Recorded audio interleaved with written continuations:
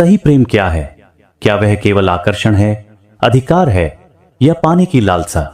वैष्णव दर्शन हमें बताता है कि प्रेम का सर्वोच्च स्वरूप लेने में नहीं बल्कि देने में है। जब प्रेम अपनी पराकाष्ठा पर पहुंचता है तब उसमें स्वार्थ, अपेक्षा और अधिकार की भावना समाप्त हो जाती है।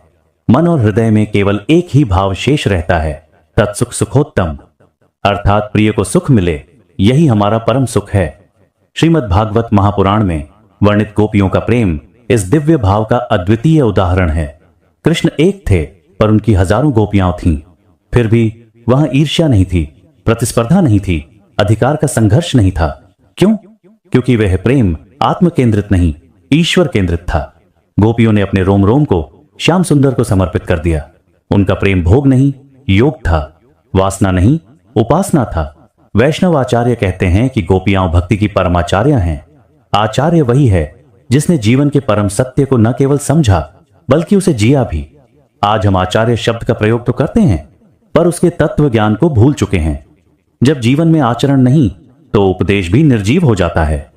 यदि गुरु, नेता या समाज का मार्गदर्शक स्वयं भ्रष्ट हो जाए तो समाज का पतन अवश्यंभावी है। आज हम भ्रष्टाचार को केवल धन से जोड़कर देखते हैं, परंतु वास्तविक भ्रष्टाचार तो विचारों और संस्कारों का है।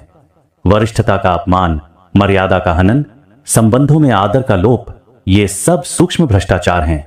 यदि घर में सास आए और बहू उसे बैठने को भी न कहे तो यह केवल व्यवहार की कमी नहीं बल्कि संस्कृति के पतन का संकेत है। ऐसी स्थिति में हमें राम के जीवन अभियान को देखना चाहिए। राम ने कभी साधनों का संग्रह नहीं किया बल्कि सद्गुणों का संग्रह किया।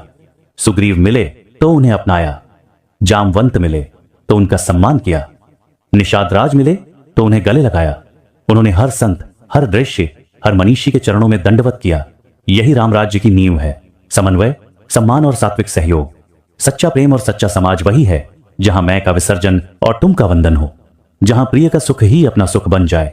यही प्रेम की परिपक्व अवस्था है जहां आत्मा परमात्मा में लीन हो जाती है। वैष्णव दर्शन कहता है जब प्रेम में देने का भाव सर्वोच्च हो जाता है तब मनुष्य सीमित देह से उठकर अनंत चेतना से जुड़ जाता है।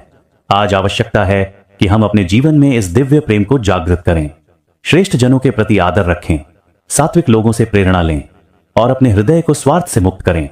यही हमारी आत्मिक औषधि है। जब प्रत्येक व्यक्ति श्रेष्ठ के प्रति श्रद्धा रखेगा तभी वह अपने जीवन का श्रेष्ठतम उपयोग कर सकेगा। अंततः सच्चा प्रेम अधिकार नहीं, समर्पण है, अपेक्षा नहीं, अर्पण है। और यही प्रेम हमें मनुष्य से महापुरुष और जीव से शिव बनने की दिशा देता है।